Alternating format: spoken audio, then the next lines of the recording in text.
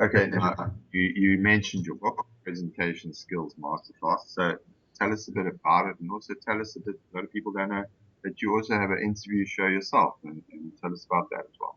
Sure. I mean, the book Presentation Skills Marketing was really, it was born ostensibly from clients saying to me, can you teach our executives how to present as well as you? And the answer is, it's all formula driven. There's a rule book for it. So what I did within the Presentation Skills Masterclass is it's a book that you can get through in 2 hours. And after about 1.5 hours of practice on your own slides afterwards, I guarantee that people will improve their slide decks, their content, the amount of stuff that they use, because not many people have much of an idea about how to build a slide deck. You know, there is a formula for it. I use one slide for every 2 minutes that I'm on stage. I have no more than 40 words in a slide, and that's a limit, not a target. I use my slides tend to be very visual, and I base those on a simplistic child's book. You know, when you learned to read or you were being read to by your parents when you were at a young age, everybody followed a simplistic picture and just a few words. Think about a regular young child's book. And my slides are very similar in that respect. I think a lot of people put too many slides in. A lot of people put too many words in their slides. They try and cram the time in. I've seen people turn up with 400 slides for a 60-second presentation. When my rule says if it's one slide for every 2.5 minutes, then basically what you need is, a 45-minute slide deck will have 18 slides in it, no more, no less. Yeah. And as a result of that, I've been able, when I present in Saudi Arabia, for example, my slides are in Arabic because I know what I'm talking about from my pictures, let alone the words. And it's why you've got to understand your slides are for the audience's benefit, not for yours. Mm. I've seen a lot of speakers try and build their slides so that they can read them to the audience. And go back to the child storybook scenario, you know what happens. If you read to people, they fall asleep. That's why politicians giving speeches are the most boring people in the world. So I've learned the art and craft of putting a proper slide deck together because it helps me in my professionalism. And the radio show you mentioned, Fred, is quite simple, really, because I'm working in Johannesburg with Mix 93.8 FM.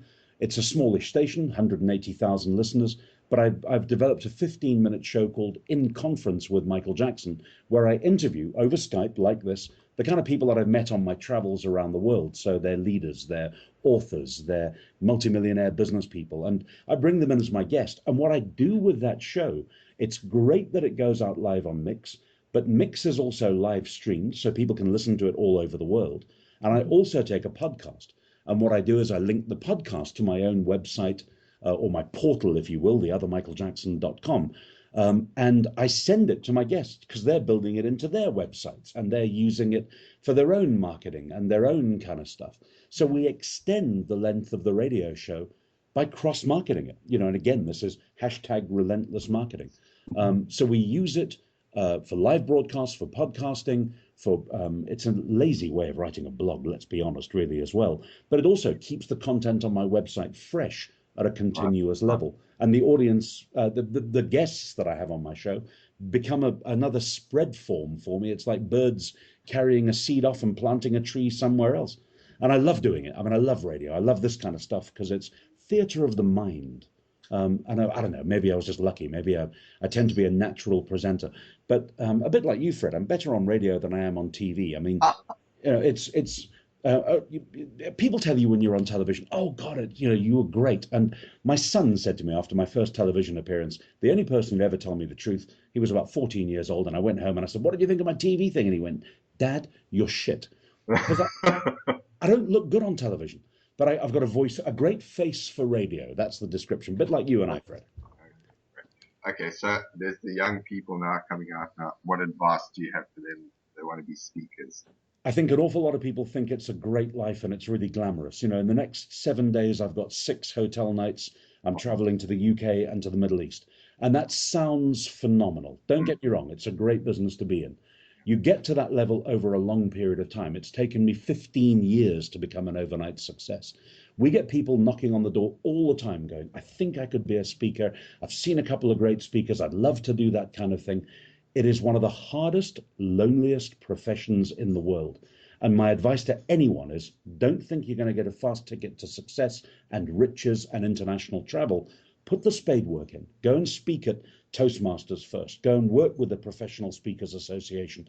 Hone your craft, Get yourself ready, benchmark yourself against others in the industry before you start moving into this wild world of marketing and international travel and everything else. It sounds glamorous. In the next, I'm going to spend 48 hours flying in the next 7 days, all those different hotels in the next 7 days. A lot of hard work when I'm on the ground.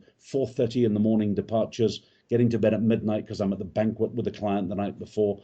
I'm going to come back in a few days' time, Fred. I'm going to be exhausted. The age-old question: how much should a speaker charge for their talk? Well, it's interesting.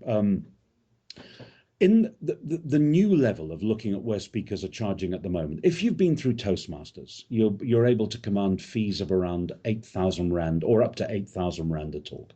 After Toastmasters level, as a journeyman, let's call it that, a journeyman, you've got a story to tell, you're still honing your craft, you're not brilliant at it, and you haven't built a reputation for it yet.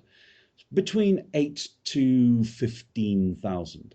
After that, you become a bit of an expert, depending on whether you've got books out, depending on whether you've got a brand, depending on whether you've positioned yourself, anything from 15 to around 30,000. After that, you become a guru. That's when people know your name. That's when they're hunting you down. And this can take years if you even attain that stage. Gurus, 30 to 45,000 Rand a talk in the South African market space. And above the guru level, you've got an icon, somebody who's internationally known. They've got a brand name. You mention their name in a pub somewhere or around a braai, and everyone knows who you're talking about. Well, then the sky's the limit. There's no ceiling to it whatsoever. I've seen rugby players charging 90,000 Rand a talk. I've seen astronauts charging 1,000,000 Rand a talk. It really depends on what your brand is, who you are, what your story is, and what you've done. But all of that, let's understand that to attain even expert status is going to take at least a decade. So it's not an easy path to riches. I've seen a lot of speakers starve to death. They've thought long and hard that they could do it. They've gone in, they've overpriced themselves. Hey, maybe you'll get one or two bookings when you overprice yourself. But the reality is incredibly different, because the real joy, you're good when you're being booked from every conference that you go to by people in the audience, when you believe your diary and not your delegates. And I think that, it's a hard and slow path. One of the best things about the speaker profession is things like the Professional Speaking Association, things like Toastmasters.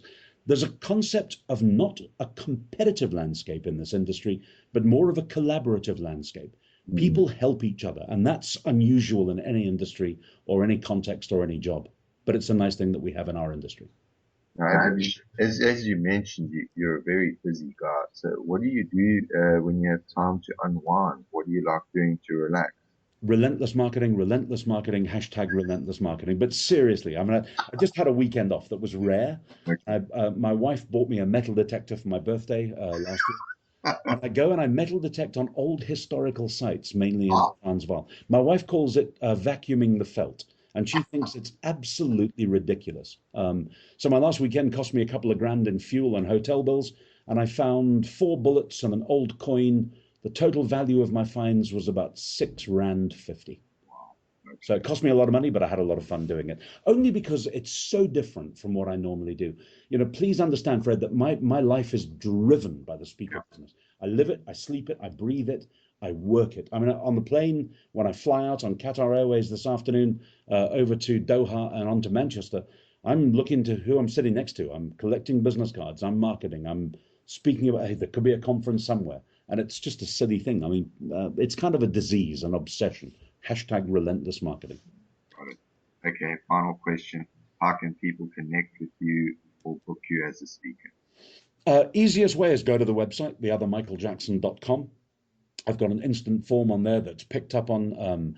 I work with all the speaker bureaus. The dominant speaker bureau in the South African landscape at the moment is uniquespeakerbureau.com. They seem to be giving me probably 8 out of 10 agency bookings at the moment. They work incredibly well. They also have the same belief that I do of relentless marketing. But you can find me on Facebook. The best way to do it is go to my website, link with me on Facebook, YouTube, LinkedIn, Twitter, wherever you need. All the buttons are there in prominent display. And I'll respond to anybody, because I'm the most talkative guy in the world, as you know well, Fred. Okay, Michael. Thanks. This has been an absolute pleasure. It's been a wonderful interview, and I'd just like to thank you for your time, and I wish you bon voyage on your travels. Thank you, sir. It's been an absolute pleasure chatting with yourself as well, and I hope to see you soon on the circuit. Thank you. Well, listeners, that's been Michael Jackson, and a fascinating man. And like I said, if you want to connect with him, get him on his website. And of course, remember, relentless marketing.